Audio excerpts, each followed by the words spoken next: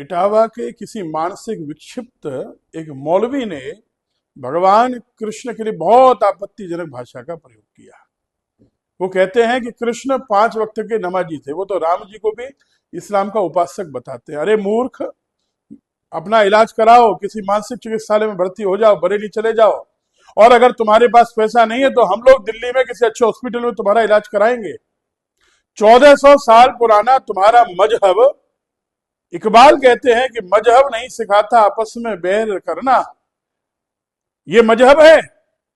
1400 साल पुरानी अपनी हिस्ट्री को लेकर बैठे हो और अपनी बात करो तो तुम्हारे बाबा परबाबा सरबाबा वो शर्मा थे कि वर्मा थे कि गुप्ता थे कि वाल्मीकि थे, कुछ पता है? कृष्ण और राम को मानने वालों के वंशज होकर भगवान कृष्ण के लिए इस तरह की आपत्तिजनक भाषा का प्रयोग करते हो।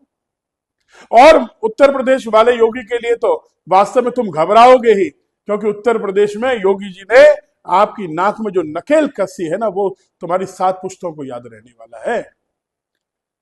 तुम भोली भाली जनता को इस तरह मूर्ख बनाते हो। झारखंड में लोग तुम्हारा मोबाइल से वीडियो बना रहे हैं और वो सोच रहे हैं कि ये मौलाना जी कह रहे हैं, तकरीर दे रहे हैं, तो निश्चित रूप से कुछ पढ़े लिखे होंगे। और इतने पढ़े लिखे होकर तुम संस्कृत का श्लोक बोल रहे हो, एकदम अशुद्ध। बोलना तो सीख लो। दूसरी बात, वो भागवत गीता नहीं है, वो भगवत गीता है। तीसरी बात, गीता जी में श्लोक है, मंत्र नहीं है। कुछ इलाज कराओ, बुद्धि का कुछ ट्रीटमेंट जरूर करा लेना मौलाना। भगवान कृष्ण के बारे में ऐसा कहते हो, उस श्लोक का अर्थ भी समझ लो।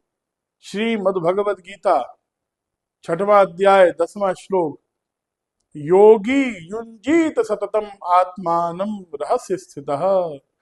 योगी, जो व्यक्ति ध्यान करता हो, जो योगी हो, उसे क्या करना चाहिए? निरंतर एकांत में रहना चाहिए। तुम एकांत में ही साधना करते हो क्या?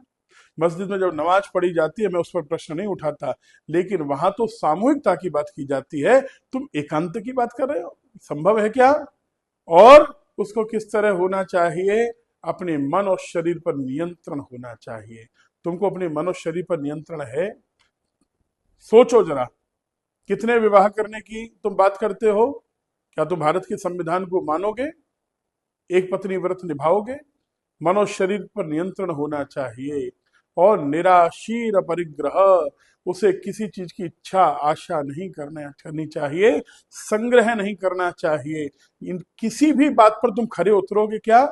भगवान कृष्ण के लिए ऐसा कहते हो? और अगर कहते हो तो क्या कृष्ण जन्मभूमि पर भगवान कृष्ण का भव्य मंदिर बनना चाहिए, वो ईदगाह मस्जिद हटनी चाहिए, इसका तुम समर्थन करोगे? और